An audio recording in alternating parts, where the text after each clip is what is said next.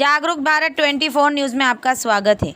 दुनिया के सबसे अमीर बिजनेसमैनों में से एक मुकेश अंबानी अपने साम्राज्य को अगली पीढ़ी को सौंपने के प्लान पर काम कर रहे हैं।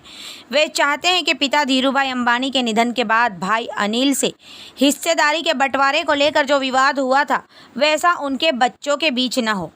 ऐसे में मंगलवार को मुकेश अंबानी ने जियो इन्फोकॉम लिमिटेड के डायरेक्टर पद से इस्तीफा दे दिया। रिलायंस जियो के बोर्ड ने उनके बेटे आकाश अंबानी की बोर्ड के चेयरमैन पद पर नियुक्ति को मंजूरी दी। इससे पहले आकाश अंबानी बोर्ड में नॉन एग्जीक्यूटिव डायरेक्टर के पद पर कार्यरत थे। पंकज मोहन पवार कंपनी के मैनेजिंग डायरेक्टर एमडी का पद संभालेंगे। बोर्ड ऑफ डायरेक्टर्स की मीटिंग में 27 जून को हुई थी, जिसमें ये फैसले लिए गए हैं कि कंपनी के एडिशनल डायरेक्टर के रूप में रामिंदर सिंह गुजराल और केवी चौधरी की नियुक्ति को भी बोर्ड ने मंजूरी दी है। ये अपॉइंटमेंट 27 जून 2022 से 5 सालों के लिए है। जियो के ब्रांड बनने की कहानी। रिलायंस जियो में आकाश अंबानी प्रोडक्ट और डिजिटल सर्विसेज के एप्लीकेशन डेवलपमेंट में करीब से जुड़े हैं। जियो के 4G इकोसिस्टम को खड़ा करने का श्रेय काफ़ी हद तक आकाश अंबानी को जाता है। 2020 में दुनिया भर की बड़ी टेक कंपनियों में जियो में निवेश किया था।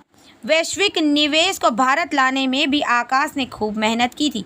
मार्केट एक्सपर्ट प्रकाश दीवान ने आकाश अंबानी को कमान सौंपे जाने के फैसले को रिलायंस के बिजनेस के लिए बड़ा कदम बताया। उन्होंने कहा कि एक कंपनी के IPO के प्लान के बिजनेस मॉडल पहले बाजार पर पकड़ फिर कमाई 2016 में जियो लॉन्च हुई थी तो भारत का टेलीकॉम मार्केट कंपटीशन से भरा था। 8 कंपनियां होने के बावजूद यूजर्स को 1 मिनट कॉल के लिए औसतन 28 पैसे चुकाने पड़ते थे। जियो ने सबसे पहले बाजार में पकड़ बनाने का फैसला किया। अपने शुरुआती दिनों में जियो ने अनलिमिटेड डेटा और हाई क्वालिटी कॉलिंग की सर्विस बेहद कम कीमत में दी। इस स्ट्रेटजी के दूसरे टेलीकॉम ऑपरेटर्स को भी अपना बिजनेस मॉडल बदलने पर मजबूर कर दिया। इसमें एयरटेल, आइडिया और वोडाफोन शामिल है।